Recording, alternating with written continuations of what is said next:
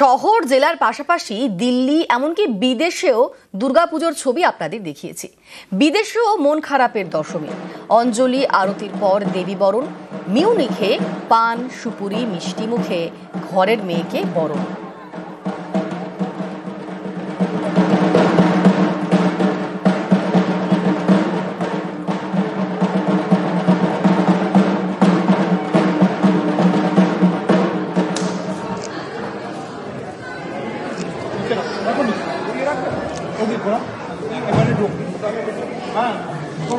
ঘোড়া তো এক হলো